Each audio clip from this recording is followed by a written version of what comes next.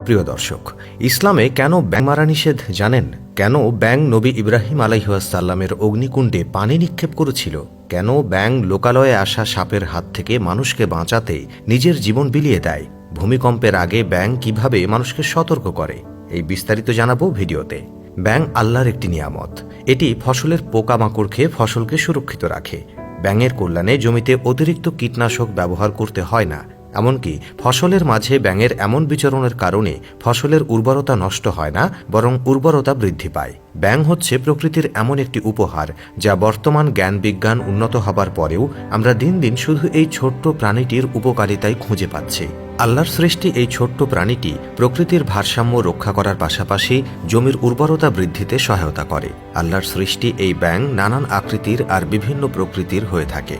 এমনকি ভূমিকম্পের কারণে প্রতি বছর শত শত মানুষ মৃত্যুবরণ করে, আর সেই ভূমিকম্পের পূর্বাভাস ব্যাঙ আগে থেকেই দেয়। আজকের পৃথিবীতে ভূমিকম্পের পূর্বাভাস কোনো বিজ্ঞানী বা কোনো আবিষ্কৃত যন্ত্র সঠিকভাবে দিতে না পারলেও কোনো ব্যাঙ সেটা ঠিকই দিতে পারে। যখন ভূমিকম্প আসন্ন, তখন ব্যাঙ বিশেষ এক ধরনের আওয়াজ করে সবাইকে জানিয়ে দেয়, যেটা আল্লাহ তাআলার একটি ক্ষুদ্র কুদরত ছাড়া আর কিছুই নয়।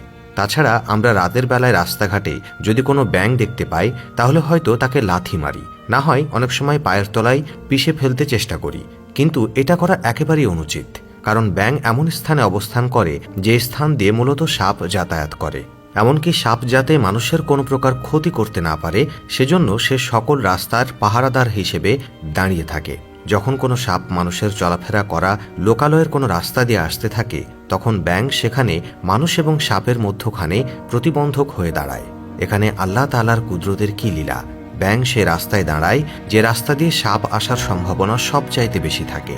যখন কোনো সাপ তার দিকে ধেয়ে আসে, তখন সে তার শরীরকে ফুলিয়ে ফেলে। এর ফলে তার নিজের শরীর থেকে প্রায় ৩-৪ গুণ বড় আকৃতি ধারণ করতে পারে সে। এরপর সে তার শরীর থেকে এক ধরনের উৎকট রাসায়নিক পদার্থ বিকিরণ করে, যার কারণে সাপ সেই রাস্তা পরিবর্তন করে অন্য রাস্তা দিয়ে চলে যায়, আর এতে করে মানুষ সাপের অনিশ্চয়তা থেকে রক্ষা পায়। কখনো কখনো ব্যাঙ নিজেই খাবার হয়ে মানুষকে সাপের হাত থেকে রক্ষা করে। শুধু তাই নয়, যেদিন আল্লাহ তাআলার প্রিয় বন্ধু ইব্রাহিম খলিলুল্লাহকে নমরুদ আগুনের মধ্যে নিক্ষেপ করে, সেদিন আল্লাহর নবীকে বাঁচানোর জন্য অগ্নিকুণ্ডর দিকে লক্ষ্য করে ব্যাঙ প্রস্রাব করে দেয়। তখন হযরত জিবরাইল আলাইহিসসালাম সেই ব্যাঙকে প্রশ্ন করেছিলেন, তুমি কেন এই কাজ করলে? তখন প্রত্যুত্তরে ব্যাঙ হযরত জিবরাইল আলাইহিসসালামকে বলেন, আমার এই ক্ষুদ্র পানিতে হয়তো দাউ দাউ করে জ্বলতে থাকা অগ্নি নির্বাপন হবে না, কিন্তু আমি তো আল্লাহকে এটাই দেখাতে চেয়েছি যে আমি এই কাফের নমরুদের পক্ষে নই, বরং আমি এক এবং অদ্বিতীয় আল্লাহর এই বন্ধু হযরত ইব্রাহিম আলাইহিসসালামের পক্ষেই আছি।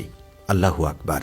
এই জন্য পৃথিবীর একমাত্র প্রাণী যে জলে বসবাস করার কারণে এই প্রজাতির প্রাণীর প্রস্রাব পাক হিসেবে ঘোষণা করা হয়েছে। আল্লাহু আকবার। প্রিয় দর্শক, এই ব্যাঙ নিয়ে অনেকেই ভ্রান্ত ধারণা পোষণ করেন, কিন্তু নিশ্চয়ই আজকের এই ভিডিও আপনাদেরকে সাহায্য করবে সঠিকটা জানতে। আজ এ পর্যন্তই।